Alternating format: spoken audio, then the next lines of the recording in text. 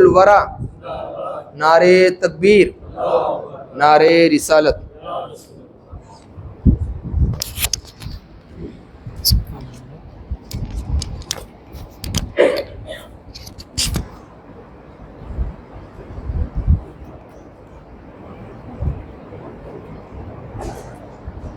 السلام علیکم ورحمۃ اللہ وبرکاتہ۔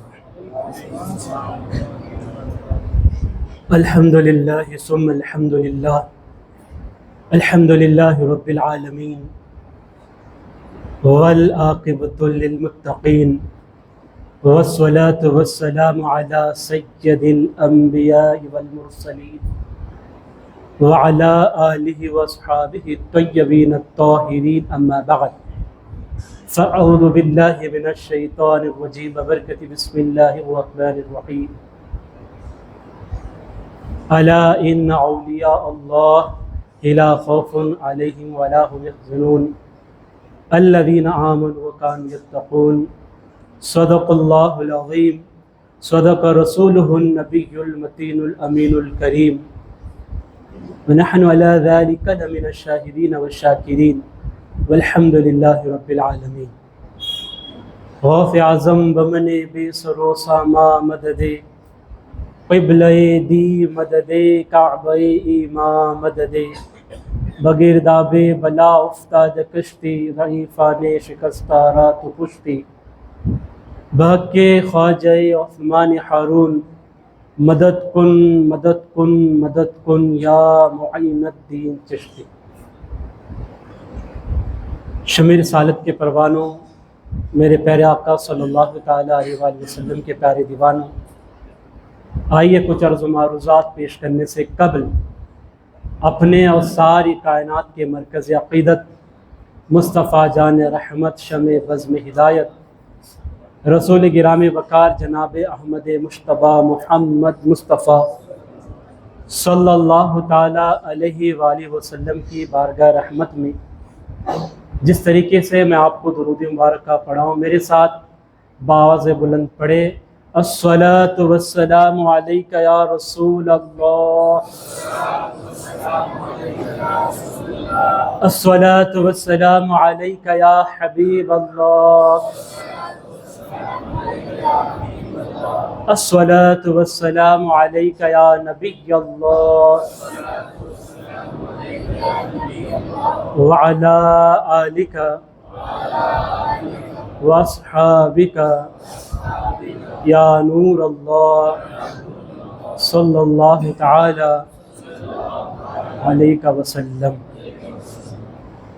الحمدللہ عز و جل، آپ مغرب سے اس مسجد میں تشریف فرما ہے، اللہ تبارک و تعالیٰ آپ کے بیٹھنے کو قبول فرمائے، کیونکہ ابھی عشاء بھی ہو گئی، 9:30 بجنے کے قریب وقت آ گیا۔ کافی ٹائم سے بیٹھنا یہ بھی انسان کے لیے کافی تکلیف ہوتی ہے بیٹھنے میں، مگر آپ کی توجہ ماشاءاللہ کافی بھرپور ہے۔ اتنی دیر سے بیٹھے ہونے کے باوجود بھی ایسا محسوس نہیں ہو رہا کہ آپ تھکے ہوئے ہیں، بلکہ آپ کو دیکھ کر ہماری تھکان دور ہو رہی ہے، اور یہ عاشقوں کا مزاج ایسا ہی ہوتا ہے۔ جب عشق ہوتا ہے نا، محبت ہوتی ہے نا، تو پھر تھکاوٹیں رکاوٹیں دور چلی جاتی ہیں، معلوم نہیں پڑ جاتا۔ ایک پہاڑ چڑھ رہا تھا ایک نوجوان، تھک گیا چڑھتے چڑھتے، مگر آگے کیا دیکھتا ہے کہ جھکی ہوئی بڑھیا ہے، اس سے زیادہ وزن بوجھا لے کر وہ تیزی سے چڑھ رہی ہے۔ اسے تعجب ہوا، میں اتنا ہٹا کٹا نوجوان اور میرے پاس کوئی لگیج بھی نہیں ہے، بیگ وغیرہ بھی نہیں ہے میرا، میں صرف چڑھان چڑھ رہا ہوں تو تھک رہا ہوں، یہ بوڑھی پورا جھکی ہوئی ہے، پلس اس کے اوپر اتنا بڑا وزن بوجھا اس کے اوپر ہے، مگر یہ تھکتی کیوں نہیں، ایسا جا کیوں رہی ہے یہ؟ اس سے پوچھا، مائی تجھے وزن نہیں ہو رہا، تجھے تھکان نہیں ہو رہی؟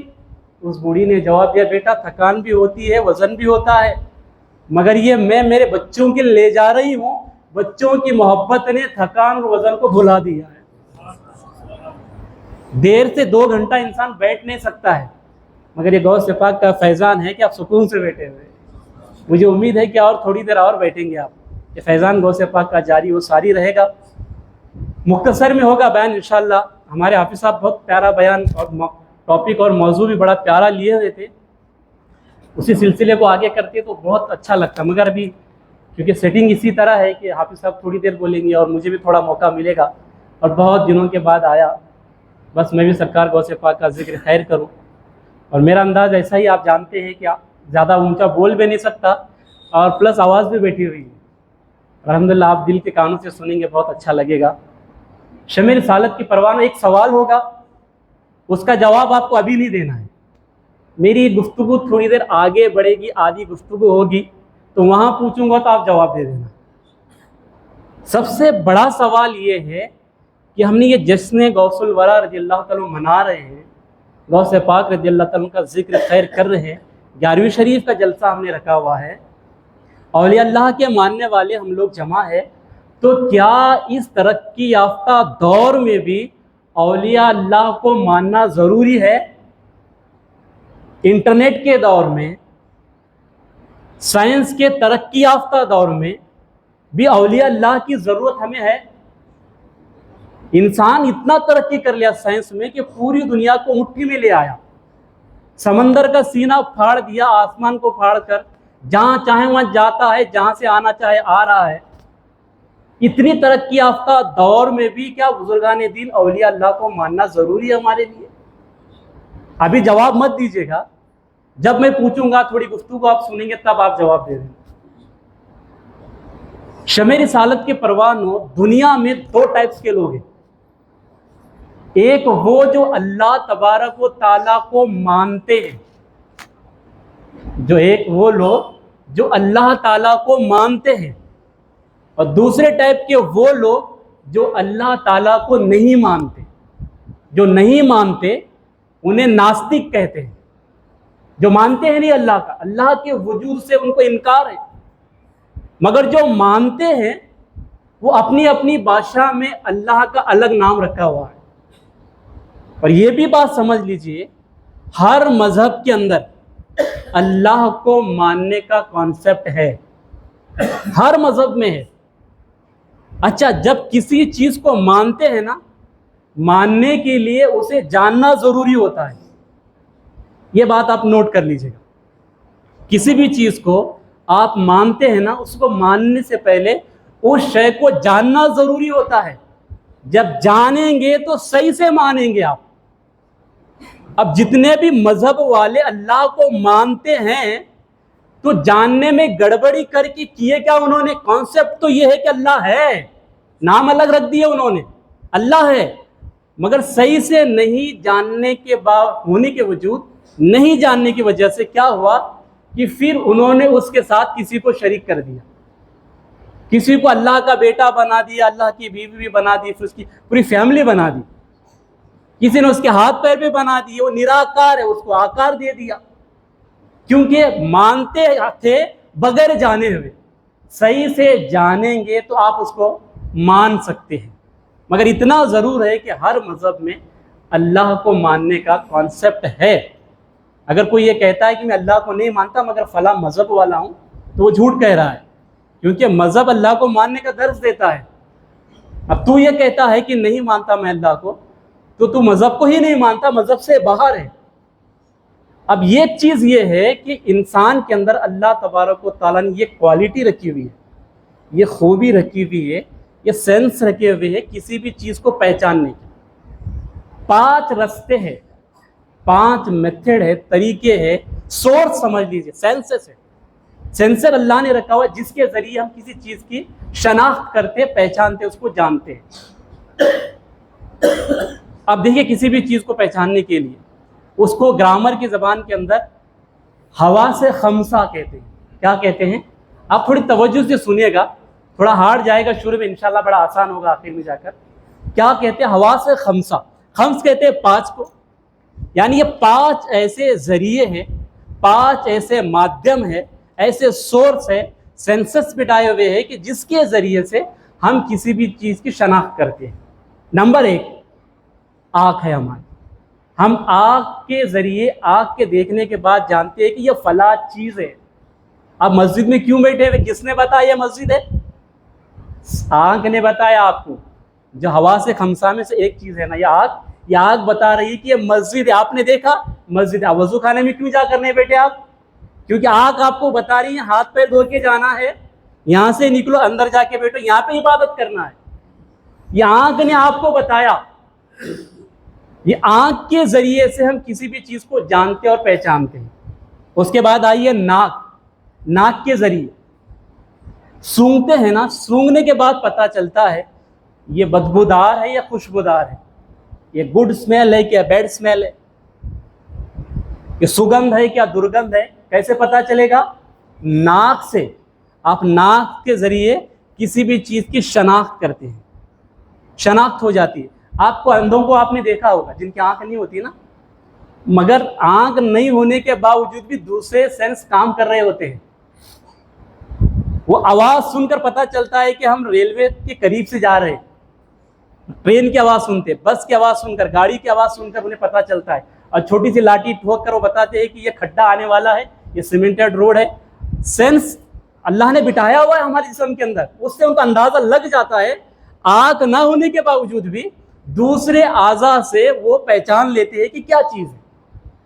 اب ہم نے آنکھ سے پہچان لیا کہ یہ مسجد ہے, دیکھ لیا ہم نے, یعنی دیکھنے کے ذریعے. دوسری چیز سونگنے کے ذریعے, سونگنے سے پتہ چلتا ہے یہ بدبو ہے, خوشبو ہے. اسی طرح زبان کے ذریعے سے, چکھنے سے. زبان یہ بتا رہی ہے کہ کھٹا ہے, میٹھا ہے, کھارا ہے, کڑوا ہے. زبان ہمیں بتائے گی, یعنی ہم چکھیں گے تو ہمیں فوراً سمجھ میں آئے گا یہ کھانے کے لائق ہے بھی کیا نہیں ہے. جیسے منہ کے اندر آئے گا تو ہمیں کوئی بولے گا نہیں یہ آم ہے, یہ آم کھانا چاہیے, گٹلی پھینکنا چاہیے. کس نے بتایا تھا؟ یہ زبان آپ کو سمجھا رہی ہے. کیلا ہاتھ میں آیا تو چھلکا پھینک دیا, کیلا کھایا, کیوں؟ کس نے بولا آپ کو؟ زبان بول رہی ہے کھانا کیا ہے اور پھینکنا کیا ہے. اللہ نے یہ سینس بٹایا ہے, سینسر سے سارے ہی ہمارے. ایک آنکھ, دوسری ناک, تیسری زبان ہماری, اور چوتھی کان ہمارے. ہم کان کے ذریعے سنتے ہیں نا, سن کر پتہ چلتے کہ بولنے والا لڑکا ہے کیا لڑکی ہے, بولنے والا بوڑھا بول رہا ہے یا بچہ بول رہا ہے, یہ آواز بلی کی ہے یا آواز کتے کی ہے, یہ کوئل کی آواز ہے یا کوے کی آواز ہے. کون بول رہا ہے آپ کو؟ یہ کان پہچان بتائیں گے آپ کو, کان بتائیں گے. جیسے ہی کوے کی آواز آئے گی آپ بغیر دیکھے ہوئے کہیں گے کان نے بتا دیا وہ باہر کوا بلا رہا ہے. اسی طرح پانچواں اعضاء یہ ہے کہ ہاتھ, پورا جسم بھی ہے, چھو کر یعنی ٹچ کر کے ہم پہچان لیتے ہیں کہ یہ چیز کڑک ہے, یہ ٹھنڈی ہے, گرم ہے, نرم ہے, کیا ہے. چھو کر ہم پہچان لیتے ہیں. یعنی خلاصہ کلام یہ ہوا کہ 5 ایسے حواس خمسہ ہے, جنانیندری کہتے ہیں ان کو مراٹھی کے اندر, جنانیندری, جن کے ذریعے ہمیں جنان ملتا ہے, علم ہوتا ہے, پہچان ہوتی ہے, جان جاتے ہیں کہ کیا چیز ہے. یہ 5 چیزیں ہو گئی. یہ 5 چیزوں کے ذریعے ساری چیزوں کو ہم پہچان رہے ہیں. میں آپ کی توجہ چاہوں گا, مگر یہ 5 چیزوں کو پہچاننے کے لیے استعمال ہوتے ہیں, مگر یہ 5 چیزیں اللہ کو پہچاننے میں کام ہی نہیں آتے. کمال کی بات دیکھیے آپ, ٹھنڈا ہے کیا گرم ہے سب پہچاننے کے لیے آ رہا ہے, مسجد ہے یا گھر ہے کیا ہے یہ سب ہم دیکھ کر پہچان رہے ہیں, مگر اللہ کو جو پہچاننے کے جو راستے ہمیں دیے گئے ہیں اس سے ہم نہیں پہچان پاتے, کیونکہ اللہ کو ہم دیکھ نہیں پاتے, اللہ کو سونگ نہیں پاتے, اللہ کو ہم چکھ نہیں سکتے, اس کو سن نہیں سکتے, اس کو ٹچ نہیں کر سکتے, تو پھر پہچانیں گے کیسے اس کو؟ آیا آپ کو بات سمجھ میں آئی؟ بات سوال سمجھ میں آ رہا ہے؟ یعنی جو پہچاننے کے جو ذریعے ہمیں دیے گئے تھے, سورس دیے گئے تھے, ہمیں سینسرز بٹا دیے گئے تھے کہ ان کے ذریعے آپ کو پتہ چل جائے گا کیا ہے کیا نہیں, مگر اللہ کو کیسے پہچانے؟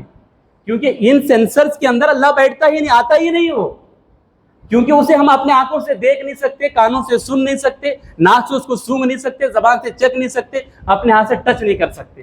تو پھر اللہ کو پہچانیں گے کیسے؟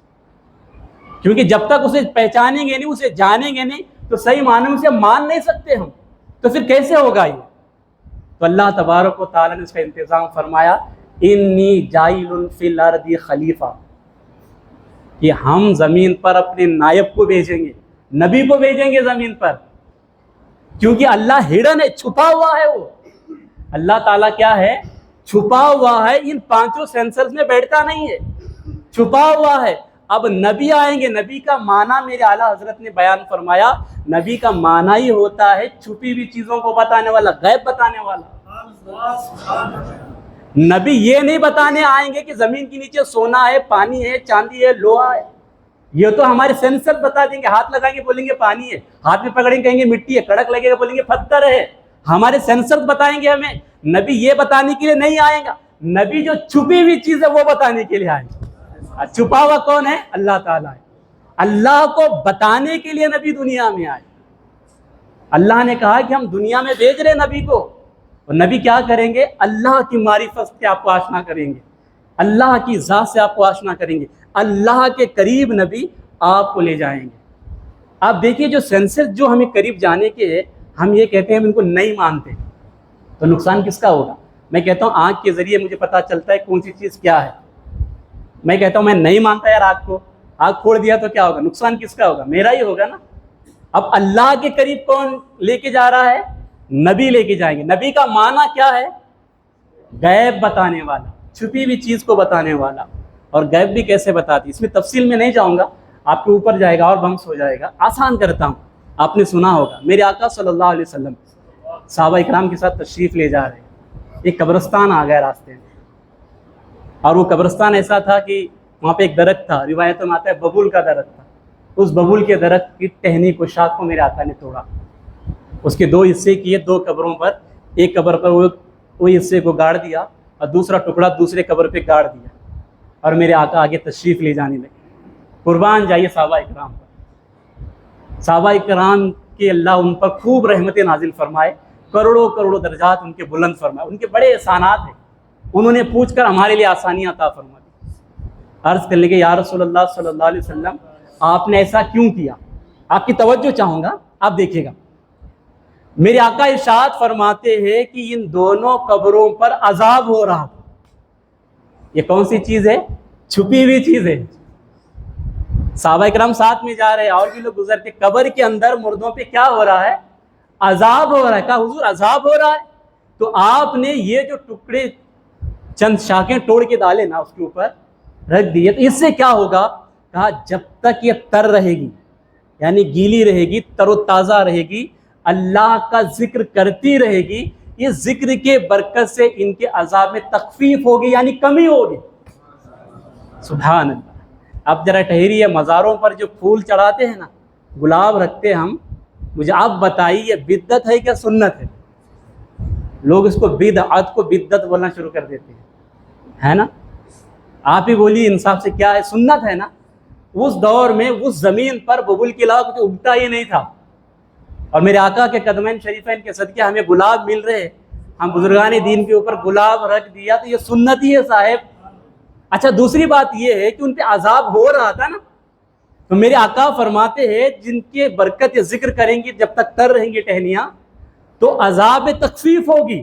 اور جو قبر کے اندر نیکوکار ہوگا, توجہ, گنہگار قبر کے اندر ہے, آپ نے تر چیز رکھی ذکر کرنے والے, تو اس کے قبر میں اس کے عذاب میں تخفیف ہوگی. اگر نیکوکار اندر ہے پھر بھی آپ گلاب رکھ دیا, تو اللہ اس کے درجات کو بلند کرے گا, درجات کو بلند کرے گا اس کے. اب دیکھیے یہاں پر کتنی پیاری بات, چھوٹا سا واقعہ, روایت ہے چھوٹی سی, مگر سیکھنے کو اس میں کتنا کچھ ہے. نمبر 1, صحابہ اکرام رضوان اللہ تعالیٰ نے پوچھ لیا کیا ماجرا ہے. میرے آقا فرماتے یا رسول اللہ صلی اللہ علیہ وسلم عذاب ہو رہا تو کیوں ہو رہا ہے, کیا وجہ, عذاب کیوں ہو رہا ہے ان کے اوپر؟ اب میرے آقا کیا فرماتے ہیں کہ 2 قبریں, اس کے اندر ایک قبر کی طرف اشارہ فرما کر ارشاد فرمایا کہ یہ قبر والا پیشاب کے چھینٹوں سے بچتا نہیں تھا. یعنی جب پیشاب کرتا چھینٹے اڑتے تھے نا, اس سے وہ پرہیز نہیں کرتا تھا, بچتا نہیں تھا, دھوتا نہیں تھا, ان سے بچنے کی کوشش نہیں کرتا تھا, تو اس کی وجہ سے عذاب ہو رہا ہے. یہ کب نہیں بچتا تھا؟ زندگی میں. میرے آقا کب بتا رہے؟ اس کی انتقال کے بعد بتا رہے, یعنی جو بھوت کال میں اس نے کیا تھا, ماضی میں جو کیا تھا نا, میرے آقا وہ بتا رہے کہ اس وقت وہ پیشاب کے چھینٹوں سے بچتا نہیں تھا. اور دوسرا چغل کھوری کرتا تھا, ادھر لگائی ادھر بجھا دی, ادھر کی بجھائی ادھر لگائی, یہی کام چغل کھوری کرنا, ادھر کا ادھر ادھر کا ادھر. چغل کھوری کرنے کی وجہ سے عذاب میں مبتلا تھا. اب مجھے بتائیے دونوں کے جو اعمال ہیں میرے آقا اس وقت کے بتا رہے ہیں, ماضی میں جو انہوں نے کیے تھے وہ بتا رہے, اور پریزنٹ میں ان کے اوپر کیا ہو رہا ہے, عذاب ہو رہا ہے وہ بھی بتا رہے, فیوچر میں عذاب کیسے دور ہوگا وہ بھی بتا رہے. یعنی اسی قبرستان میں کھڑے ہو کر میرے آقا تینوں چھپی ہوئی چیزیں بتا رہے, ماضی بھی بتا رہے, حال بھی بتا رہے, مستقبل بھی بتا رہے. یعنی پاسٹ کو بھی بتایا, پریزنٹ کو بھی بتایا, فیوچر کو بھی بتایا. اسی کو غیب بتانے والا کہتے ہیں. اور میرے آقا پھر اللہ کو بتانے کے لیے دنیا میں تشریف لائے. لوگوں نے کیا سمجھ لیا کہ ہمیں پانی کہاں ہے وہ بتائیں گے, امریکہ کہاں ہے وہ بتائیں گے, وہ تو ہم جان لیں گے ٹیکنالوجی کے ذریعے, اس کی حاجت ہی نہیں پڑتی. اور حواس خمسہ کے ذریعے ساری چیزیں ہمیں معلوم پڑ جاتی ہے. جو ہڈن ہے, جو چھپا ہوا ہے, اس کو بتانے کے لیے دنیا میں اللہ کے نبی تشریف لائے. میرے آقا علیہ الصلوۃ و تسلیم کے پیارے دیوانوں, جب نبی دنیا میں تشریف لائے نا, تو پھر میرے آقا نے دنیا کو اسلام پھیلایا, لوگوں کو اللہ کی معرفت دلائی. اس کے بعد پھر اللہ نے فرمایا ولا کی رسول اللہ خاتم النبی کی, ہمارے نبی کو دنیا میں بھیج کر اب نے فرمایا محبوب تمہارے بعد اب دنیا میں کوئی نبی نہیں آنے, نبوت کا سلسلہ بند, دروازہ بند. کیا اب نبی کی ضرورت نہیں ہے؟ کیا اب آنے والے لوگ بغیر نبی کے اللہ کو جان لیں گے, پہچان لیں گے؟ تو رب نے فرمایا ایسا نہیں ہے. جو کام نبی اللہ تک پہنچانے کے لیے لوگوں کے ساتھ کرتے تھے, اب وہی کام ولی کریں. یعنی جو کام اللہ کی معرفت لوگوں تک, اللہ کی پہچان بتا رہے تھے, اللہ کے قریب کرنے والا جو کام نبی کرتے تھے, اب وہی کام ولی کریں گے. اسی لیے فرمایا جاتا کہ ہر ولی کسی نہ کسی نبی کا پرتو ہوتا ہے, شیڈو ہوتا ہے, اس کے نقش قدم پر سلوک کرتا ہے. ولی کوئی نہ کوئی ہوگا, ولی کسی نہ کسی نبی کا وہ شیڈو ضرور ہوگا. تو اب مجھے بتائیے ولیوں کو ماننا ضروری ہے کیا نہیں؟ اگر آپ نہیں مانیں گے تو اللہ کی معرفت حاصل ہی نہیں ہوگی, وہاں تک پہنچ ہی نہیں پائیں گے. اچھا ایک چیز اچھی یہ ہوئی, فقہاء کرام فرماتے ہیں کہ اگر کوئی خدا نہ خواستہ کسی نبی کو نہیں مانتا ہے تو اسلام سے خارج ہو جائے گا, وہ کافر ہو جائے گا. اگر وہی کوئی بندہ ولی کو نہیں مانتا ہے تو وہ کافر نہیں ہوگا, گمراہ ہوگا. یہ اللہ نے احسان کر دیا ولی کو بیچ میں لا کر. اگر کوئی سرفراز آج کی ٹیکنالوجی کو دیکھ کر ہو کہ میں نبی کو نہیں مانتا کہتا تو فوراً اسلام سے خارج ہو جاتا. اگر آج کوئی ایسا کہتا ہے تو ابھی بھی اندر ہے, ابھی بھی اندر ہے مگر گمراہ ہے, راستہ چھوڑا ہوا ہے. اگر توفیق ہوئی تو پھر انشاءاللہ آ جائے گا اندر, ابھی آؤٹ نہیں ہوا ہے, ابھی وہ تھرڈ امپائر کے پاس گیا ہوا, ڈیسیجن چل رہا ہے کیا ہونے والا ہے کیا نہیں. تو میرے آقا علیہ الصلوۃ والتسلیم کے پیارے دیوانوں, بتایا یہ جاتا ہے کہ ہر ولی کسی نہ کسی نبی کا پرتو ہوتا ہے, یعنی ان کے نقش قدم پر سلوک کرتا ہے. آپ جانتے ہیں مخدوم سمنانی رحمۃ اللہ علیہ, بہت بڑا نام ہے, آپ حضرت عیسیٰ علیہ السلام کے پرتو تھے. حضرت عیسیٰ علیہ السلام, اللہ کے نبی حضرت عیسیٰ علیہ السلام مٹی کی چڑیا بنا کے پھونک دیتے, وہ زندہ چڑیا کی طرح اڑنے لگ جاتی تھی. اور جو آنکھوں کا اندھا ہوتا اس کے چہرے پہ ہاتھ پھیر دیتے, آنکھ آ جایا کرتی تھی. کوڑی کو آپ شفا مل جایا کرتی تھی. ٹھوکر مارتے مردہ اٹھ کے بیٹھ کے باتیں کرنے لگ جاتا. حضرت مخدوم سمنانی کے ایک مرید راستے سے گزر رہا تھا, وہ دیوی بیٹی تھی, اس کے اوپر دل آ گیا اس کا, کھڑے ہو کے دیکھنے لگا. آپ نے پوچھا کیا کر رہا ہے بیٹا؟ کہنے لگا حضرت دل آ گیا, شادی کرنا چاہتا ہوں. آپ نے کہا نیچے اتارا, کر لے شادی. اس کے اندر مورتی کے اندر جان آ گئی, وہ نیچے آ گئی, دونوں کی شادی ہوئی, بچے بھی ہو گئے. لوگوں نے کہا حضور یہ کیا ہے؟ کہا میں حضرت عیسیٰ علیہ السلام کا شیڈو ہوں, ان کے نقش قدم پر میرا سلوک ہوا ہے. انہوں نے مردوں کو زندہ کیا تھا, مٹی کی چڑیا میں جان ڈال دی تھی, میں نے بھی مٹی میں جان ڈال دی. اور آج بھی وہ نسل چلتی ہے. ہمارے بزرگ فرماتے ہیں کہ ان کی نسل آج بھی دنیا میں ملتی ہے. ان کے جو ناخن ہے نا, وہ مٹی پتھر کے ناخن کیسے ہوتے ہیں, آج بھی ایسے ناخن کے لوگ دنیا میں ہے جو اس مورتی کے ذریعے پیدا ہوئے. خلاصہ کلام یہ کہ اللہ کے ولیوں جو ہوتے ہیں وہ کسی نہ کسی نبی, یعنی یوں سمجھ لیجئے جو نبی اپنے معجزے کے ذریعے جو لوگوں تک اپنے معجزہ دکھا کر لوگوں کو اللہ کے قریب کیا, اب ان کا جو معجزہ نبی کا ہوگا وہی کرامت کے ذریعے ولی کام کریں گے. کرامت ہوگی ان کی کرامت کے ذریعے. اور پیران پیر, روشن ضمیر, محبوب سبحانی, قندیل نورانی, قطب ربانی, شیخ عبد القادر جیلانی غوث پاک رضی اللہ تعالی عنہ میرے آقا صلی اللہ علیہ وسلم کے پرتو ہیں. اسی لیے فرمایا جس طرح نبیوں میں میرے آقا صلی اللہ علیہ وسلم کی جو شان ہے ایسے ہی ولیوں میں غوث اعظم پیران پیر رضی اللہ تعالیٰ عنہ کی شان ہے۔ نبیوں میں میرے آقا کی مثال نہیں ہے، ایسے ہی ولیوں میں سرکار سیدنا غوث پاک رضی اللہ تعالیٰ عنہ کی کوئی مثال نہیں ہے۔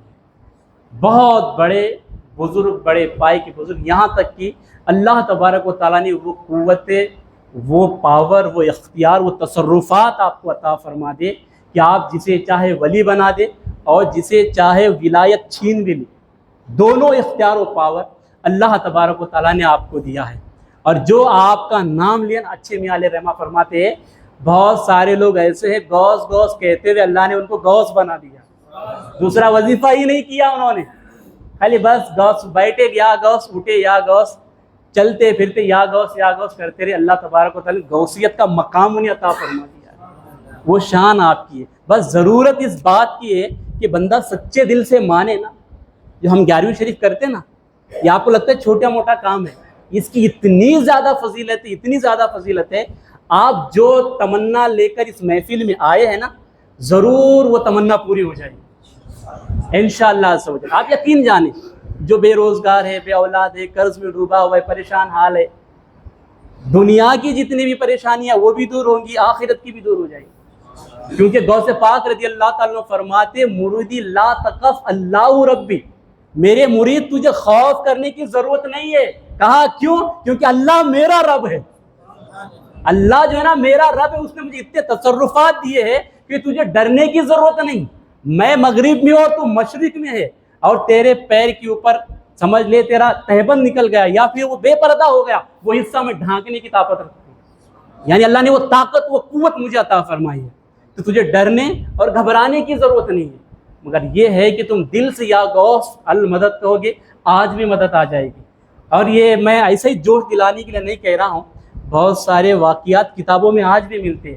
اور ذرا پرانا ہمارے ہی دیش کا واقعہ، راجہ رنجیت سنگھ بادشاہ تھا ایک انگریزوں کے دور کا، اس ٹائم پہ شروع میں انگریزوں نے بڑے شان سے انٹری لی تھی ہندوستان کے اندر۔ تو اس دور کا واقعہ یوں تھا کہ ہماری ہندوستان کی زمین کے اندر نا محبت کی زمین ہے، بھائی چارگی کی زمین نہیں ہے۔ اس کی وجہ یہ ہے کہ اخوت محبت ہے، یہاں پر آج بھی دیہاتوں میں جا کر دیکھیے ہندو مسلم بھائی بھائی کی طرح رہتے ہیں، ان کے فنکشنوں میں وہ آتے ہیں، ان کے فنکشنوں میں وہ آتے ہیں، ان کے سکھ دکھ میں یہ شریک ہوتے ہیں، ان کے سکھ دکھ میں یہ شریک ہوتے ہیں۔ یہ ہماری مٹی، ہندوستان کی مٹی محبت کی مٹی، وجہ کیا ہے؟ حضرت آدم علیہ السلام نے یہی قدم رکھا ہوا ہے، یہ ان کے قدمین شریف ہے، ان کی برکت، یا محبت ہے یا اخوت ہے، بھائی چارگی ہے ہماری مٹی کے اندر۔ اب ہوتا یہ تھا کہ وہاں پر ایک گاؤں تھا، بستی تھی، سب مل کے رہتے تھے، مل جل کے۔ مسلمان کا گھر تھا، تو وہ مسلمان ایک لڑکی جو تھی گھر کے اندر، اس کی غیر مسلم سہیلی تھی، اس کے ساتھ اس کا دوستانہ تھا۔ تو اب یہ ہر مہینے 11ویں شریف کو گھر والے کرتے تھے۔ اب وہ سہیلی تھی تو اپنی سہیلی کو دعوت دیتی تھی کہ آپ میرے گھر پہ آئیے، دعوت ہے، 11ویں شریف ہے ہمارے گھر پہ، کھانے کی دعوت ہے، سب لوگ مہمان آ رہے ہیں، آپ بھی آ جائیے۔ وہ پوچھتی ہے ہر مہینہ آپ 11ویں کرتی ہے کیا ہے؟ تو غوث پاک کے قصے سناتی تھی۔ ہمارے پیرانے پیر، بڑے پیر، بہت اللہ نے انہیں بہت قوت دی ہے، طاقت دی ہے، مدد کے لیے آتے ہیں، ہم ان کے چاہنے والے ہیں۔ اللہ تعالیٰ نے ان کو پیرانے پیر بنایا، پیروں کے پیر ہے وہ۔ یہاں تک کہ غوث پاک خود فرماتے، اعلیٰ حضرت فتح رضوی شریف میں لکھا ہوا ہے کہ غوث پاک فرماتے ہیں کہ تمام انسان ہے نا، ان انسانوں کے پیر ہے، انسانوں کے پیر ہے، تمام انسانوں کے پیر۔ غوث پاک فرماتے تمام انسانوں کے پیر ہے نا، ان پیروں کا پیر میں ہوں۔ اور آگے مزید فرماتے ہیں کہ جنات ہے، ان کے اندر بھی پیری مریدی ہے، جنات کے بھی پیر ہے، کہ جنات کے پیروں کا پیر بھی میں ہوں۔ سبحان اللہ۔ حتیٰ کہ یہاں تک فرما دیا فرشتے ہیں، فرشتوں کے بھی پیر ہے، فرشتوں کے پیروں کا پیر عبد القادر جیلانی۔ سبحان اللہ۔ یہ غوث پاک کی شان۔ تو وہ اپنے سہیلی کو کہتی تھی کہ غوث پاک مدد کے لیے آتے ہیں، غوث پاک جب بھی مشکل میں بلا وہ مدد کرتے ہیں، ہمارے پیر ہے، ان سے ہماری ہر بگڑی بنتی ہے، ان سے ہماری ہر بگڑی بنتی ہے۔ تو جب بھی 11ویں شریف میں آتی، روز ہر مہینہ نئے نئے قصے سنتی تھی۔ مگر ہوتا یہ تھا کہ اسی محلے کے اندر جہاں پر مسلمان بھی رہتے تھے، غیر مسلم بھی رہتے تھے، تو ایک بد عقیدہ بھی رہتا تھا، یعنی غوث پاک کو نہیں ماننے والا، وہ بھی رہتا تھا۔ اب ہوتا یہ تھا کہ وہ غیر مسلم جو لڑکی ہے نا، اس پہ بری نظر رکھا ہوا تھا، جب کہ وہ شادی شدہ تھی، پھر بھی اس کی نیت خراب تھی یہاں پر، مگر بد عقیدہ تھا۔ اسی لیے صوفیہ فرماتے ہیں کہ کسی کے دل میں गुनाह जन्म लेने लग जाए, गुनाह की ख्वाहिश होने लग जाए, तो अपने गिरेबान में जान कर देखे कहीं मदीने वाले से रिश्ता तो टूटा नहीं उसका, क्योंकि पाप उस वक्त जन्म लेता है जब मदीने वाले से उसका रिश्ता टूटता है। गुलामी का रिश्ता टूटेगा तो पाप जन्म लेगा। अब वो शादीशुदा थी होने के बावजूद भी ये उसके ऊपर नजर रखे हुआ था, बस मौका तलाश करता कि कब मौका मिले जिसके साथ मैं बदफेली कर लूं। इसी ताक में बैठा हुआ था, दिवाली का मौसम आया तो वो अपने शौहर के साथ मैके जाने लगी, और हालात गरीबी थी, उसकी गुर्बत थी, सवारी वगैरह का इंतज़ाम नहीं था, पैदल जाने लगी दोनों मियाँ बीवी। कुछ दूर चले थे, ये जो नज़र रखे हुआ था वाच कर रहा था कहाँ जाते किधर जाते हैं। उसको मौका मिला तो घोड़े पे बैठकर घोड़े को दौड़ाते हुए इनके पास आकर पहुंच गया, और दोनों से ज़बरदस्ती कहने लगा मेरे घोड़े पे बैठ जाओ, तुम्हें जहाँ जाना है वहाँ तक पहुँचा दूंगा। अब इसकी नीयत खराब थी, लहजा अलग था, बात करने का ढंग उढ़ाप अलग था। ये देखकर समझ गए कि इसकी नीयत बुरी है, ये हमारे साथ कुछ बुरा करना चाहता है। उन्होंने कहा भाई तुम तुम्हारे रास्ते हो जाओ, हमें पैदल ही चलना है, हम यहीं से ठीक है। वो मानने को तैयार ही नहीं था, कहने लगा नहीं ऐसा मत करो, मेरे घोड़े पे बैठ जाओ, मैं घोड़े की लगाम पकड़ूंगा, मैं चलूंगा, आप ऐसा मत करो। समझाने लगा तो ये दोनों मियाँ भी उसको हाथ जोड़ के कहते भाई तुम तुम्हारे रास्ते हो जाओ, हमें अपने घर पे जाना है, मैके जा रहे हैं। वो कहता मैं ससुराल जा रहा हूँ मेरी बीवी को लेकर, परेशान मत करो हमें। वो सुनने को तैयार ही नहीं है, जिद पे अड़ गया कि नहीं आपको मेरी सवारी पे बैठना ही पड़ेगा। तो वो जो औरत थी उसने कहा कि हम बैठेंगे तेरी सवारी पर, मगर हमें तो ज़मानत दे दे, किसी की ज़मानत दे दे कि तो हमें नुकसान नहीं पहुंचाएगा, गारंटी दे दे, ज़मानत दे दे तो फिर हम बैठेंगे तेरी सवारी पर। उसने कहा ये जंगल में किसकी ज़मानत दूँ मैं। अब वो औरत थी ना, उसका अकीदा देखिए कितना मजबूत हो गया। वो कहते किसकी ज़मानत देगा, जो हर जगह मदद के लिए पहुंचते हैं पीराने पीर, उनकी ज़मानत दे दे, पीराने पीर की ज़मानत दे दे, बस इससे बड़ी और कोई चीज़ नहीं है, पीराने पीर की ज़मानत दे दे। तो अल्लाह अकबर, उसको तो मानना नहीं था पीराने पीर को, ये बात हल्की लगी उसको। उसने कहा उनकी ज़मानत, हाँ मैंने दे दिया। अब ये खुशी खुशी दोनों मियाँ बीवी सवार हो गए, बैठ गए। हजरत आगे तशरीफ लाई, दुरूद शरीफ पढ़े, अल्लाहुम्मा सल्ली अला सय्यिदिना शफीना मौलाना मुहम्मदिन बारिक वसल्लिम, सलातु वस्सलाम अलैका सय्यदी सय्यदी या हबीबी या रसूलल्लाह सल्लल्लाहु तआला अलैहि वसल्लम। तो उसे तो मानना नहीं था, उसने कहा उनकी ज़मानत, हाँ मैंने दे दिया।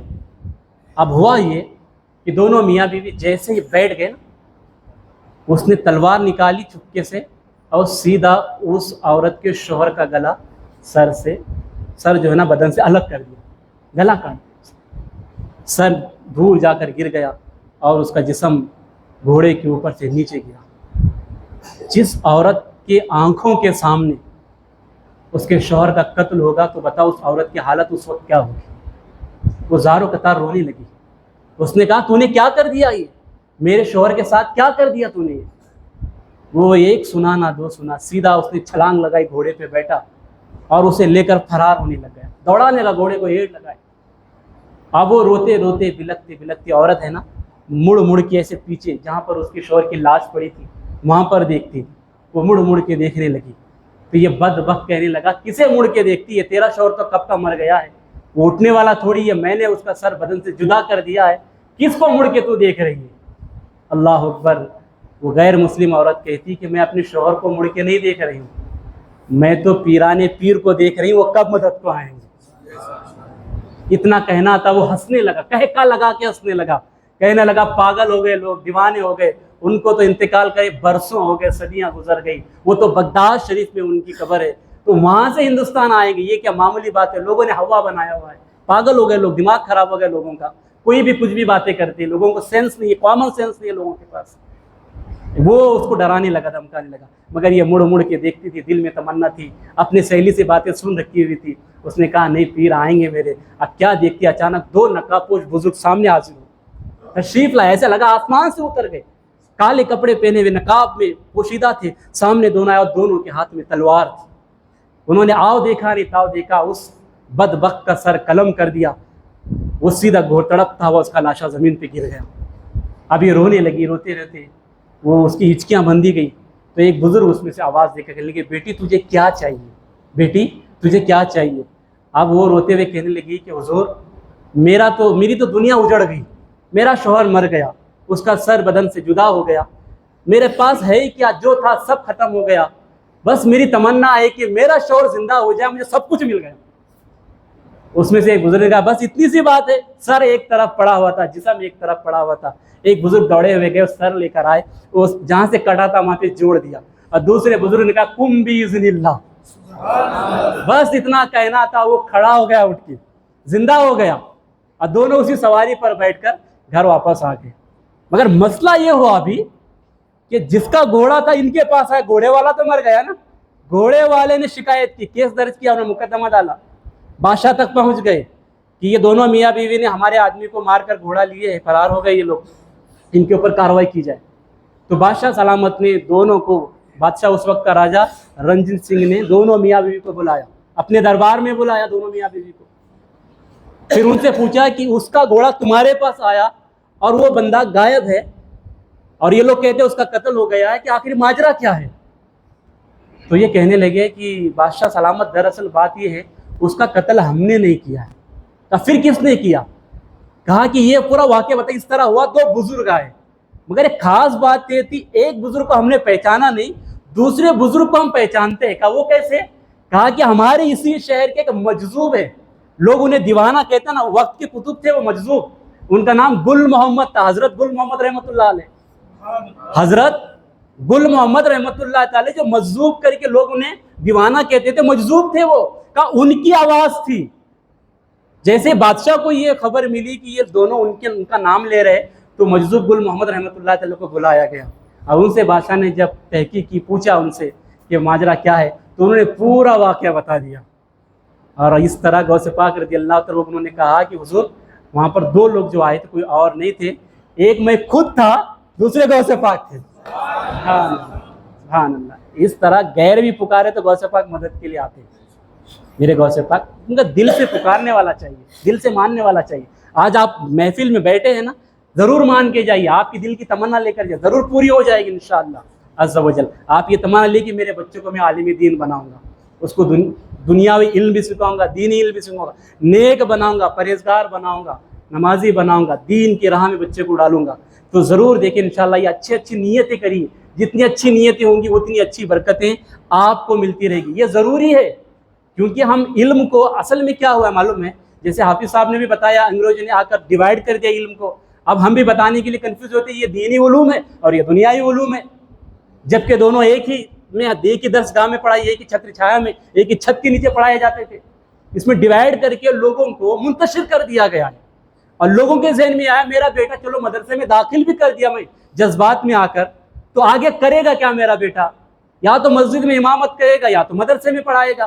کتنی سیلری ملے گی؟ 5,000 یا 6,000 ملے گی. اس کے اندر اس کا فیوچر کیا؟ پورا بلائنڈ ہے. اس کی فیملی ہوگی, بچے ہوگی, کیا کرے گا میرا بیٹا؟ ہم یہی سوچتے رہتے. واقعہ میں یہ ظاہر سی بات ہے, سوچنا بھی اسی طرح.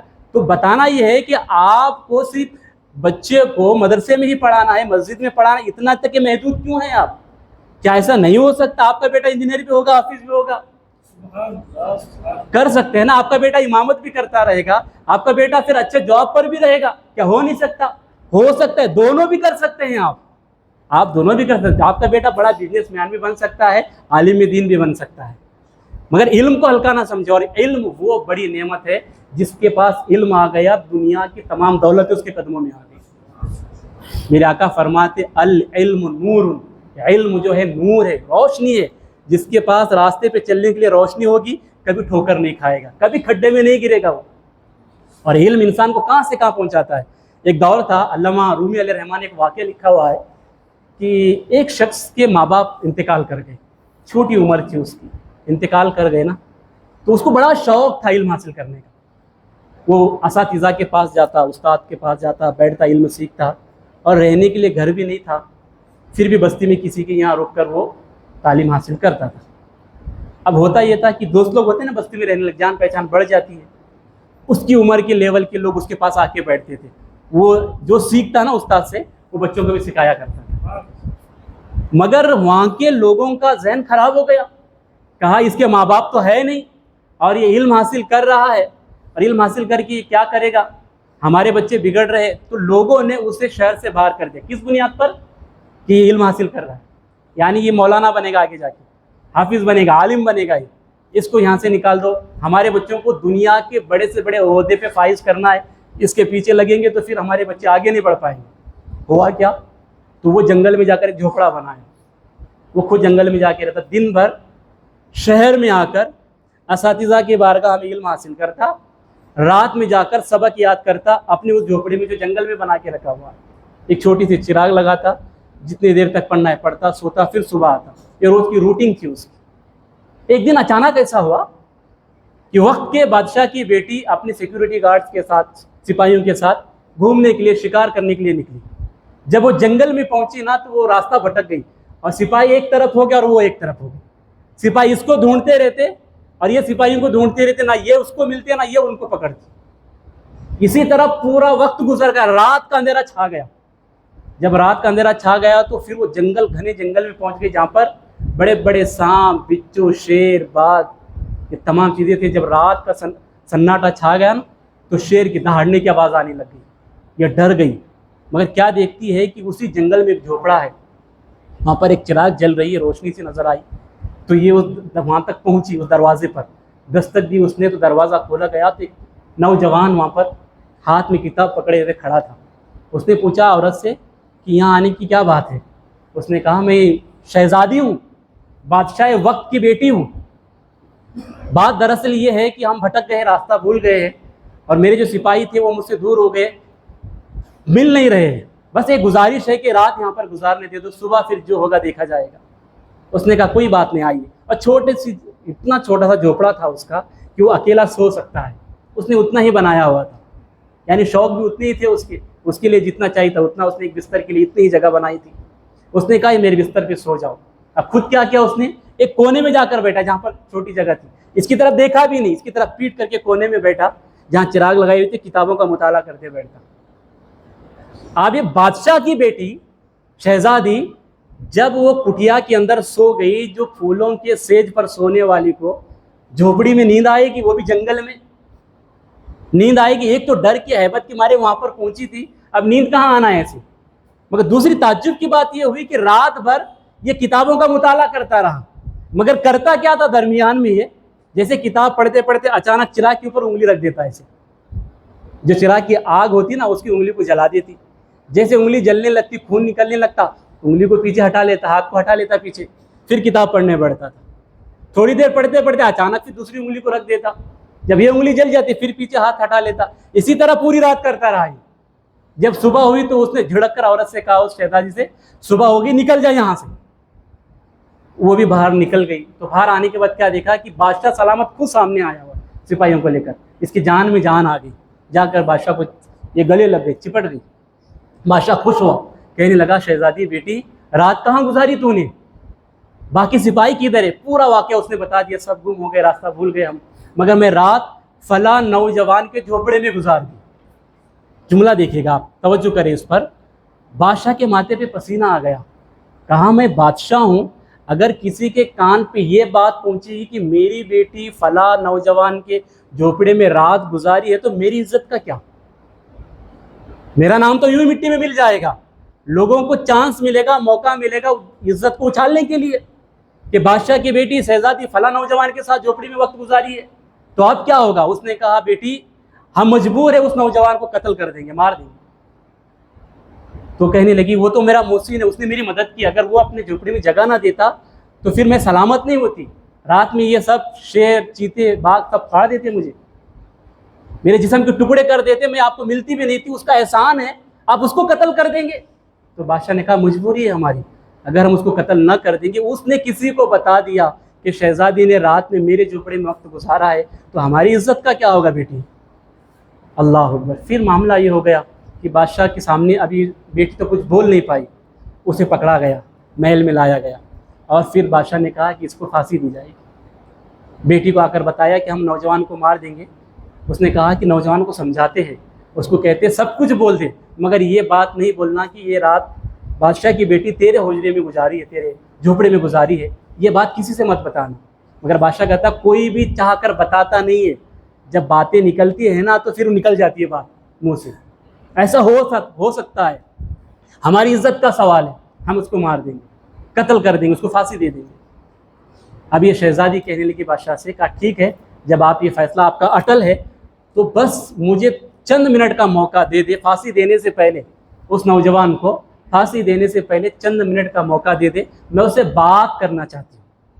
بادشاہ نے کہا اس کو تو پھانسی دینا ہے, یہ تو طے ہو چکا, بات کر کے کیا کرے گی؟ کہا نہ, میں کچھ بات کرنا چاہتی ہوں, پردہ بھی بیچ میں رکھ دیجیے, میں اس کو دیکھنا بھی نہیں چاہتی, پردے کے آڑ میں رہ کر میں اسے بات کرنا چاہتی ہوں, اس کے بعد آپ جو کرنا چاہے اس کے ساتھ کر دو, پھانسی دینا ہے پھانسی دے دو, شہر بدر کرنا ہے شہر بدر کر دو, جو کرنا ہے کر دو, مگر مجھے چند منٹ بات کرنے کا موقع دے. بادشاہ نے اپنی شہزادی کو موقع دے دیا, پردہ ڈال دیا دونوں کے درمیان. اور تیسری کمال کی بات یہ تھی کہ دونوں کیا باتیں کر رہے ہیں بادشاہ بھی پردہ ڈال کر سن رہا تھا, ان دونوں کے بیچ میں گفتگو کیا ہوتی ہے. جیسے ہی پردے کے بیچ میں دونوں آ گئے, اس نے پوچھا, شہزادی نے اس نوجوان سے کہا, نوجوان, رات میں نے تیری جھوپڑی میں وقت گزارا, تو نے ایک لمحے کے لیے بھی مڑ کر میری طرف نہیں دیکھا, مگر تعجب کی بات یہ تھی جب تو کتاب پڑھتا تھا چراغ کی روشنی میں, اچانک تجھے ہو کیا جاتا تھا کہ تو اپنی انگلی کو چراغ کے ذریعے, چراغ کی آگ کے ذریعے جلا لیتا تھا, پھر پڑھنے بیٹھ جاتا تھا, پھر اچانک دوسری انگلی کو جلاتا, اسی طرح اپنی پوری رات اپنی انگلیاں جلاتا رہا, آخر تجھے ہوا کیا؟ یہ سوال اس نے اس نوجوان سے پوچھا. تو نوجوان کہتا ہے کہ شہزادی, دراصل بات یہ ہے کہ میرے آقا کا فرمان ہے صلی اللہ علیہ وسلم, جہاں دو اجنبی مرد اور عورت جمع ہوتے ہیں نا, وہاں تیسرا شیطان ہوتا ہے, اور شیطان دونوں کے بیچ میں بدفعلی کا ذہن بناتا ہے, دماغ خراب کرتا ہے ان کا, برائی کرنے کو اکساتا ہے شیطان. تو میرے ساتھ بھی ایسا ہی ہوتا, جب میں کتاب پڑھنے کے لیے بیٹھتا, شہزادی ہو, حسن و جمال کی پری ہو, بے مثال حسن اللہ نے دیا ہے, حسین و جمیل ہو تم, شیطان میرے پاس آتا, کہتا دیکھ اتنی حسین و جمیل تیرے حجرے میں یہ اچھا موقع ہے, اس کے ساتھ تو برائی کر لے, بدفعلی کر لے, زنا کر لے اس کے ساتھ. میں شیطان سے کہتا کہ میں بدفعلی کروں گا تو گناہ ہوگا, اور اس کے بدلے میں مجھے جہنم میں جلنا پڑے گا. وہ کہتا بعد میں توبہ کر لینا, ابھی گناہ کر لے, موقع ہے, دوبارہ یہ موقع نہیں ملے گا. میں کہتا نہیں, ایسا نہیں ہوگا. میں بار بار سمجھاتا رہتا, مگر میرا نفس بھی شیطان کا ساتھ دیتے ہوئے کہتا کہ ابھی موقع ہے, گناہ کر لو, توبہ کر لیں گے, معاملہ رفع دفع ہو جائے گا, گناہ کر لو. جب میرا نفس تیار ہو جائے گا گناہ کرنے کے لیے, میں کہتا تو جانتا ہے زنا کرنے کا گناہ کیا ہوگا, سزا کیا ہوگی, اس کی سزا یہ ہوگی کہ جہنم کی آگ میں جلنا پڑے گا. کیا جہنم کی آگ میں جلنے کی طاقت ہے تیرے پاس؟ نفس کہتا بعد کی بات ہے, دیکھ لیں گے. میں آپ کہتا بعد کی بات نہیں, بعد میں جہنم میں جلنا ہے, اب مجھے تو دنیا کی آگ میں جل کے دکھا. جہنم کی آگ میں جلنے کی بات تو بات کی ہے, مگر دنیا کی آگ میں ابھی تو جل کے مجھے دکھا. تو اس لیے میں جیسے انگلی رکھتا, جب آگ لگتی انگلی کو جلانے لگتی, درد بڑا شدت کے ساتھ درد ہونے لگتا, شدت سے, تو شدید درد ہوتا تو میں ہٹا لیتا پیچھے ہاتھ کو, کہتا کہ اے نفس, دنیا کی آگ میں جلنے کی طاقت نہیں ہے, جہنم کی آگ میں جلنے کی باتیں کر رہا ہے. پھر میں کتاب پڑھنے بیٹھ جاتا, مگر پھر شیطان آ کر نفس کو ورگلاتا, کہتا کہ شہزادی یہ بڑی حسین ہے, خوبصورت ہے, موقع ہے. پھر میں کہتا کہ جہنم کی آگ میں جلنا پڑے گا. نفس تیار ہو جاتا, میں کہتا کہ نہیں, یہاں پر جل. یہی گفتگو چل رہی تھی, بادشاہ نے پردہ ہٹا دیا, کہا اے نوجوان, میں نے تیری پھانسی کو رد کر دیا. نوجوان, میں نے تیری گفتگو سن کر تیری پھانسی کو رد بھی کر دیا, اور سن, اب میں تخت چھوڑوں گا, بادشاہ کے تخت پہ تو بیٹھے گا, اور یہ میری لڑکی تیری بیوی بنے گی. ہاں, جب وہ تخت پہ بیٹھا, اس عورت کے ساتھ یعنی شہزادی سے شادی کر لیا, پورے گاؤں والوں کو اس نے دعوت دے کر بلایا. جو لوگ اسے اپنے شہر سے باہر کر دیے تھے کہ علم دین حاصل کرتا ہے, اس کو کیا ملنے والا ہے, اس نے لوگوں کو بلا کر کہا آؤ دیکھو دیکھو علم دین حاصل کرنے سے کیا کیا ملتا ہے. میں نے علم دین حاصل کیا, اللہ نے وقت کا بادشاہ بنا دیا, بادشاہ کی بیٹی میری جوزا بن گئی. تو علم دین کی برکتیں یہ ہے, تو آپ پیچھے مت ہٹیے, علم حاصل کیجیے گا, علم حاصل کریں گے ضرور اللہ برکتیں عطا فرمائے گا. ایک بار درود شریف پڑھ لیں. اللہم صلی علی سیدنا مولانا محمد بارک وسلم, صلاۃ والسلام علیک سیدی حبیبی یا رسول اللہ صلی اللہ تعالی علیہ وسلم. تو میرے آقا علیہ الصلوۃ والتسلیم کے پیارے دیوانوں, غوث اعظم رضی اللہ تعالیٰ کے حوالے سے ہم آپ کو بتا رہے تھے کہ غوث اعظم رضی اللہ تعالیٰ نے نا کرامتیں بھی آپ نے سنی, علم کے حوالے سے بھی آپ نے سنا. آپ نے ایک بہت بڑی تحریک چلائی تھی جو سیاست کے حوالے سے تھی. اس پر گفتگو بہت کم ہوتی, چند منٹ لے کر اپنی گفتگو ختم کر دیتا ہوں. کہ شیخ سلطان صلاح الدین ایوبی, جنہوں نے مسجد اقصیٰ کو فتح کیا تھا, بیت المقدس کو, آپ سرکار غوث پاک رضی اللہ تعالیٰ کے شاگرد تھے. یہ آپ ہی کی تحریک تھی غوث پاک کی, جو کیونکہ 80 سے زیادہ پرسنٹیج جو ہے نا ان کی جو سپاہیوں میں شامل تھے, یا تو غوث پاک کے مرید تھے, یا تو شاگرد تھے, یا تو خلفاء میں سے تھے. غوث پاک رضی اللہ تعالیٰ عنہ صرف خانقاہ میں بیٹھ کر لوگوں کو تصوف سکھانا یا پھر ان کو نماز کے طریقے، وضو کا طریقہ، غسل کا طریقے، مسئلے مسائل بتاتے اتنا ہی محدود نہیں، بلکہ دنیا کے اندر اللہ کا نظام کیسے قائم کرنا اس پر محنت کی ہوئی، اور اس کو سمجھنا بہت ضروری ہے۔ اسی پر آپ نے محنت کی۔ جب بغداد شریف میں جب فارغ ہو گئے، جب ممبر پر بیٹھ تشریف رکھے، آپ خطاب فرمانا شروع کر دیا نا، جب سرکار کا کرم ہوگا، مولا علی کا کرم ہوگا، خطاب فرمانے لگے، کیونکہ غوث پاک علم حاصل کرنے کے بعد فارغ ہونے کے باوجود بھی تقریر نہیں کرتے تھے، بیان کرتے نہیں تھے، واعظ نہیں کرتے تھے۔ آپ ایک مرتبہ آرام فرمانے لگے، خواب میں میرے آقا تشریف لائے اور کہنے لگے شہزادے تو بیان کیوں نہیں کرتا، واعظ کیوں نہیں کرتا؟ عرض کرنے لگے حضور میں اجمی ٹھہرا، فارسی زبان ہے میری، یہ سب عربی لوگ رہتے ہیں، ان کے سامنے میں عربی میں کیسا بیان کروں گا؟ تو فرمان لگے منہ کھولو اپنا۔ تو غوث پاک نے منہ کھولا تو میرے آقا نے اپنے لعاب دین کو 7 مرتبہ منہ میں ڈالا۔ پھر اس کے بعد آپ تشریف لے گئے تو مولا کائنات تشریف فرما ہوئے، کہا کہ بیٹے منہ کھولو اپنا، بیان کیوں نہیں کرتے؟ کہا کہ سرکار کیسے بیان کروں گا؟ تو فرمایا منہ کھولو۔ جسے منہ کھولے تو آپ نے 6 مرتبہ اپنا لعاب ڈالا۔ عرض کر لے کہ حضور تھوڑی دیر پہلے نانا جان آئے تھے، انہوں نے 7 مرتبہ اپنے لعاب دہن کو ڈالا اور آپ 6 مرتبہ ڈالتے، وجہ کیا ہے؟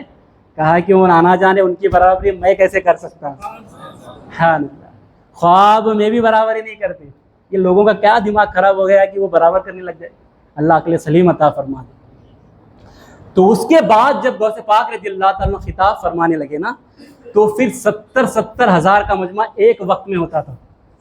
ہم مائک لگا کے 200 لوگوں تک اپنی آواز نہیں پہنچا رہے اور پہلے ہی معذرت کر لیے کہ میرا گلا بیٹھا ہے، آپ تک آواز نہیں پہنچے گی۔ یہ ہماری پرسنالٹی ہے، یہ ہماری کوالٹی ہے۔ بغیر مائک کے غوث پاک رضی اللہ عنہ 70 ہزار لوگوں کو آواز پہنچاتے، جو سامنے بیٹھ کے جتنی آواز سنتا ہے آخر میں بیٹھنے والا بھی اتنی آواز سنتا تھا۔ کیسی کرامت غوث پاک رضی اللہ تعالیٰ۔ اور جب آپ سیاست، وقت کی سیاست، نظام حق قائم کرنے کے لیے، رسول اللہ صلی اللہ علیہ وسلم کے نظام قائم کرنے کے لیے خطاب فرماتے تھے، بادشاہوں کے خلاف بولنا لوگوں سب کی بس کی بات نہیں ہوتی ہے۔ فائد امام صاحب کو بھی ٹرسٹیوں کے خلاف بول نہیں سکتے۔ امام صاحب آتے ہیں کہ اگر ہم کوئی ٹرسٹی ہمارے لاکٹ ڈالتے ہیں نا گلے میں، وہ بولتے ہیں حضرت سونے کے بارے میں مت بولنا، کل میری بیٹی کی شادی ہے، اس کی شادی میں بہت سارے ڈی جے وی جے لگنے والے، اس کے بارے میں مت بولنا، لکھ کر دیے جاتے ہیں پامپلیٹ۔ یہ حالت ہے بولنے کی، اللہ توفیق عطا فرمائے، ہے نا۔ مگر وہاں پہ غوث پاک بادشاہ کے خلاف، خلیفہ وقت کے خلاف بولتے تھے۔ خلیفہ ابو المظفر، یہ بہت بڑا خلیفہ تھا، اس کی ایک الگ گونج تھی، جو بھی اس کے خلاف بولتا ہے نا، وہ جو نپٹا دیا تو نپٹا دیتا، ورنہ کچھ لے دے کے وہ رفع دفع کر دیتا تھا۔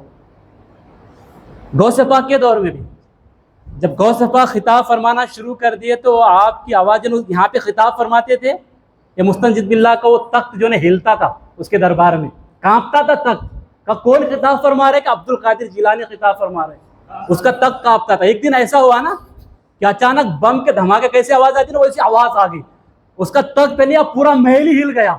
اس نے خادموں سے کہا کیا ہو گیا، اتنا میرا محل ہل گیا، یہ کس دھماکے کی آواز ہے؟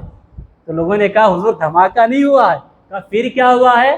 کہا غوث پاک کو چھینک آئی ہے، انہوں نے الحمدللہ کہا، ان کے مریدوں نے جواب میں یرحمک اللہ کہا، اس کے جواب سے اس کے گونج سے دھماکہ ہوا ہے، کہ دھماکے کی آواز آئی ہے۔ اندازہ لگائیے آپ، صرف مریدین نے چھینک کا جواب دیا تو خلیفہ وقت کے محل میں دھماکہ ہو گیا۔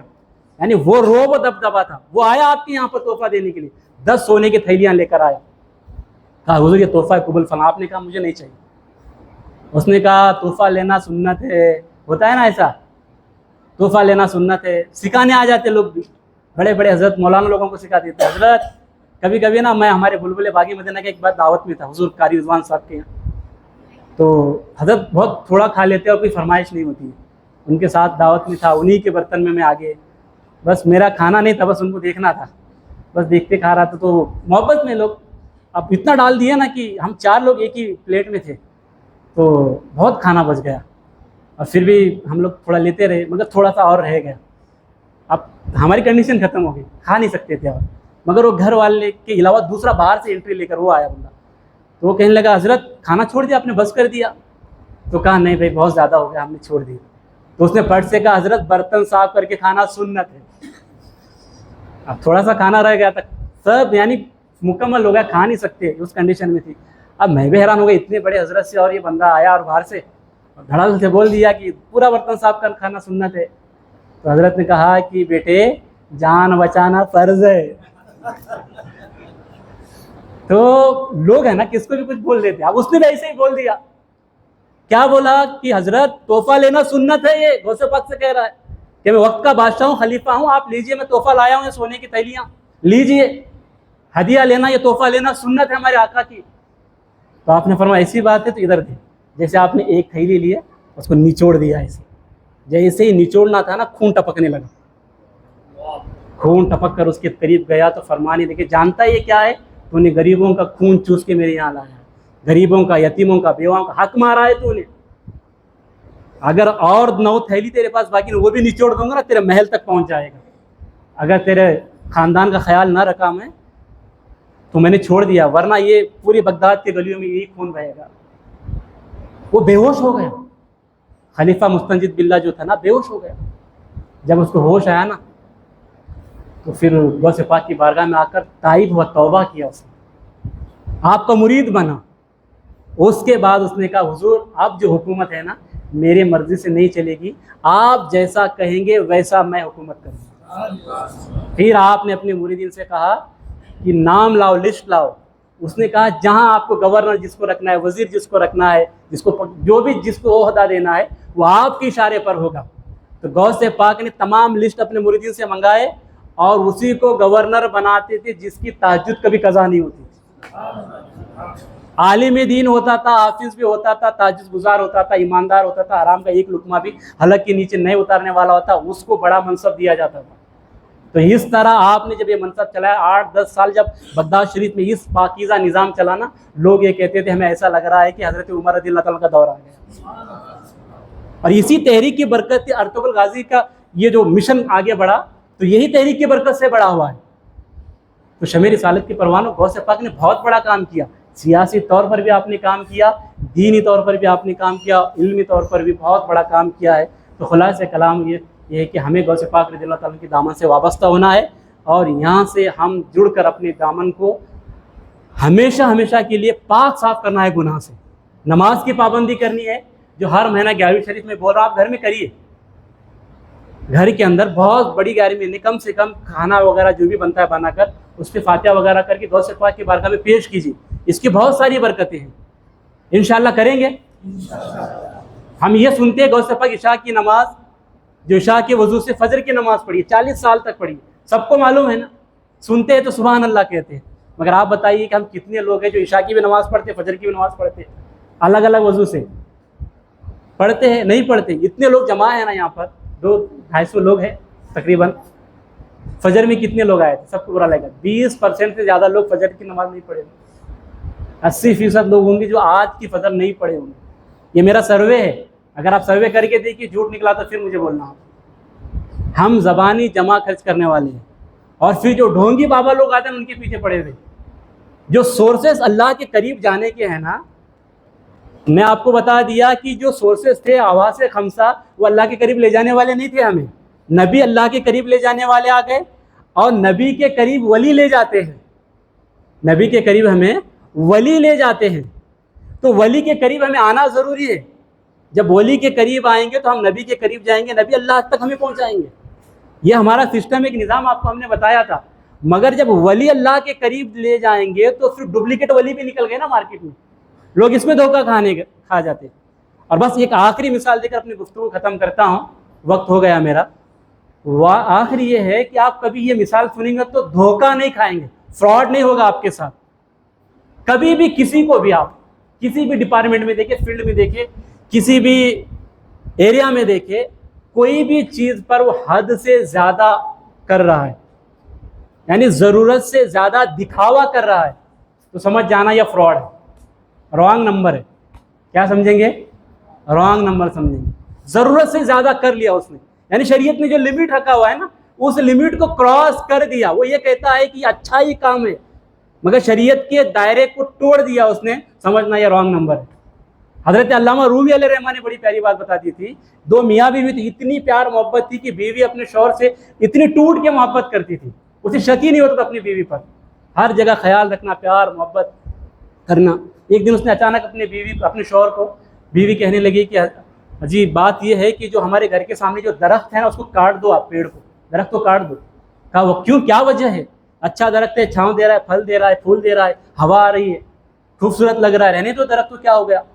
تو کہنے لگی بیوی کہ اپنے سرتاج سے, اپنے شوہر سے, کہا دراصل بات یہ, ہمارا جو حمام خانہ ہے نا, غسل خانہ, اس کے اوپر چھت نہیں ہے. تو جب میں غسل کرتی ہوں نا تو پرندے درخت پہ بیٹھتے ہیں, تو پھر وہ پرندے مجھے غسل کرتے ہوئے دیکھتے ہیں, تو مجھے اچھا نہیں لگتا کہ آپ کے سوا مجھے کوئی دیکھے, پرندے سے بھی پردہ. وہ شوہر دل ہی دل میں خوش, کہا میری بیوی اتنی پارسا, اتنی پرہیزگار, اتنی متقی, اتنی پردے والی کہ پرندے سے بھی پردہ کر رہی ہے. اس نے آؤ دیکھا نہیں تاؤ دیکھا, سیدھا وہ درخت کو کاٹ دیا. ایک دن ایسا ہوا کہ چند دن گزرنے کے بعد ایک دن ایسا آیا کہ جب وہ اپنے وقت کے خلاف وقت میں آیا, یعنی جو معمول کا وقت تھا اس میں نہیں آیا, ٹائم چکا کے آ گیا. جب گھر میں آیا تو کیا دیکھتا, رنگے ہاتھ دوسرے آدمی کے ساتھ پکڑ لیا اس کو بہت صدمہ پہنچا, بڑا برا لگا اس کو. کہا کہ میں تو اپنی بیوی کی تعریف کرتا, خوش تھا کہ اتنے پردے والی ہے, لیکن اس نے کیا کام کر دیا. اسے بڑا غصہ آیا تو اس نے طلاق دے دیا اس کو. اب وہ چلی گئی تو اب بستی میں بھی وہ منہ دکھانے کے قابل نہ رہا کہ فلاں کی عورت بڑی نیک تھی, پرہیزگار متقی, لوگ ایسا کہتے تھے, پرندوں سے بھی پردہ کرتی تھی, مگر ہوا کیا, اس نے ایسا کر دیا. تو یہ بندے کا جینا بھی حرام ہو گیا. اس نے کہا کہ وہ تو چلی گئی, میں بھی اس شہر میں نہیں رہوں گا. جو کچھ بچی پوچھی پونجی تھی وہ بیچ ڈالا اس نے, لے کر گاؤں چھوڑ کر, شہر چھوڑ کر چلا گیا. اب دوسرے شہر میں جب داخل ہوا, وہاں پر چلا گیا تو وہاں پہ کیا دیکھتا ہے کہ ایک بہت بڑے امیر صاحب آ رہے ہیں, جبہ ہے, دستار ہے, لمبی داڑھی ہے, پوری جماعت ان کے ساتھ اکٹھا ہے, ایک بڑا گروپ ان کے ساتھ میں ہے. اب جب وہ آگے چلتے ہیں نا تو چند لوگ جھاڑو مارتے ہیں زمین پہ, جھاڑو مارنے کے بعد وہ پیر رکھتے ہیں. یہ کھڑے ہو کے دیکھنے لگا کہ یہ اتنے بڑے بزرگ ہے, اتنے بڑے علامہ ہے, فہامہ ہے, اور یہ سامنے جھاڑو مارنے کے بعد قدم رکھتے, وجہ کیا, کون ہے یہ؟ کہا یہ بہت بڑے شیخ ہے, یہ بہت بڑے امیر صاحب ہے, یہ بہت بڑے شیخ ہے, بہت بڑے علامہ ہے, یہ لوگ ادب کرتے ہیں ان کا, ان کے چاہنے والے, ان کے ماننے والے بہت لوگ ہیں. تو کہا اچھا یہ جھاڑو کیوں مارتے ہیں سامنے ان کے؟ کہا کہ وہ اتنے پرہیزگار متقی ہے, نرم دل ہے, رحم دل ہے, اتنا دل نرم ہے, رحم ہے ان دل کے اندر کہ وہ چاہتے ہیں کہ جہاں قدم رکھے تو ان کے قدم کے نیچے مونگی چمٹی کیڑے مکوڑے بھی نہ آئے. یہ پہلے ہی سے جھاڑو مارنے لگا دیتے ہیں کہ وہ چلے جائے تو یہ قدم رکھ. اتنے رحم دل آدمی ہے یہ بندہ کھڑے ہو کے تعجب سے دیکھ ہی رہا تھا. اچانک شور ہوا, سنار کی دکان سے چوری ہو گئی, سونا چوری ہو گیا, ہار چوری ہو گیا. اب پولیس آ گئی, اتنے میں پولیس کا پورا دستہ آ گیا. دیکھنے لگے پولیس, اجنبی کو دیکھ کر پولیس نے پکڑ لیا اس کو.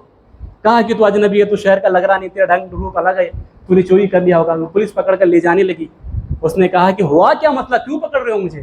کہا کہ ہمارے سونے کی دکان سے چوری ہوئی ہے, اس لیے ہم تجھے پکڑ رہے ہیں. پولیس نے بتایا کہ ہمیں شکایت کی گئی ہے, تجھے ہم لے جائیں گے. اس نے کہا اچھا ذرا ٹھہرو, مجھے یہ بتاؤ کہ میرے سونے کی دکان میں جانے سے پہلے کون آیا تھا؟ تو اس نے کہا کہ جو شیخ جا رہے ہیں نا, علامہ, وہ آئے تھے, مگر ان کی طرف نظر اٹھا کے بھی نہیں دے سکتے, بڑے ایماندار ہے, رحم دل آدمی ہے. اس نے کہا کہ میں اپنی جان تو دے دوں گا, میری جان چلی جائے تو پرواہ نہیں ہے, مگر میں یقین سے کہتا ہوں کہ میں نے چوری نہیں کی, چوری کرنے والے وہ بڑے شیخ صاحب ہی ہیں. کہا اگر تو انگلی بھی اٹھائے گا نا, لوگ تجھے بھون ڈالیں گے. دیکھ چاہنے والے کتنے ہیں, ان کے ماننے والے کتنے لوگ ہیں. وہ بڑے رحم دل نیک انسان ہیں, لوگ ان کو دیکھ کے نیک ہوتے ہیں, ان کی طرف تو انگلی اٹھاتا ہے. اس نے کہا کہ میں گواہی دیتا ہوں, میں قسم کھا کے کہتا ہوں, ان کے سوا دوسرا کوئی چور نہیں ہوگا. جب اس کی باتیں انہوں نے سنے نا, پولیس نے کہا واقعی میں اس بندے کے اندر کچھ ہے, بول رہا اتنے گارنٹی کے ساتھ. انہوں نے کہا پہلے اس کی تلاش ہی لے لو, پھر اس کے بعد مجھے گرفتار کرنا. چنانچہ پولیس نے بہت لوگوں کو پیچھے کیا, پھر وہ نیا دستہ پولیس کا بلایا گیا. لوگ کنٹرول میں نہیں آ رہے تھے نا, کہ ہمارے پیر صاحب نے الزام لگا دیا, بہتان لگا دیے انہوں نے, چوری کر دی, چوری کا الزام لگا دیے. تو پھر پولیس آئی, پھر چیک اپ کرنا شروع کر دیا. جھبے کے اندر وہ ہار نکلا. پولیس نے لے کر تو گئی, لیکن اس بندے سے پوچھی کہ تو اتنی گارنٹی سے کیسا تو نے بول دیا کہ چوری وہی کر سکتے, انہوں نے چور نہ ہوتا میرا سر کاٹ دینا, اتنی بڑی بات تو نے کیسے کہہ دی؟ تو اس نے کہا جو حد سے زیادہ دکھاوا کرے وہ چور ہوتا ہے. शरीयत में है ऐसा कि आपका कदम चूमते पर कीड़े मकोड़ों पे नहीं आना चाहिए, पहले झाड़ू मारो फिर पैर रखो? तो ये शेख साहब कहाँ से लेकर आए कानून? ये दिखावा कर दे, जो ओवर एक्टिंग कर ले तो फ्रॉड है, रॉन्ग नंबर है, समझ जाना उसको। 10-10 अंगूठी हाथ में डाले, जुब्बा कुब्बा पहने, याहू आग भी उधर इधर करने लगे तो समझ जाना कि ये रॉन्ग नंबर है, ये कोई पीर वली नहीं होता है। तो शमे रिसालत की परवान अल्लाह ताला समझने अमल की तौफीक अता फरमाए, कहने सुनने में जो भी गलतियाँ माफ़ फरमाए। आप जितनी देर तशरीफ़ रखिए आपके तशरीफ़ रखने को कबूल फरमाए। और फ़िलिस्तीन के मुसलमानों के लिए ख़ास दुआ करना है, अल्लाह तबारक व तआला उनकी मदद फरमाए, मस्जिद अक्सा को आज़ाद फरमाए। जिस तरह सुल्तान सलाहुद्दीन अय्यूबी को अल्लाह तबारक व तआला ने मदद फरमाई थी, आज जो वहाँ के मुजाहिदीन लड़ रहे हैं अल्लाह ताला उनके लिए मदद फरमाए। अभी इज्तिमा में भी दुआ करेंगे, लेकिन आप हर नमाज में हर जगह उनके लिए ज़रूर दुआ करें, अल्लाह उनकी मदद फरमाए, गैब से मदद फरमाए और हम सब को ईमान पर रखे, हम सब का खात्मा ईमान पर अता फरमाए। वमा अलैना इल्लल बलाग। खड़े हो जाइए, बैठिए, फिर दुआ कर लेते हैं। सलाम पढ़ के दुआ करेंगे, खड़े हो जाइए, सलाम पढ़।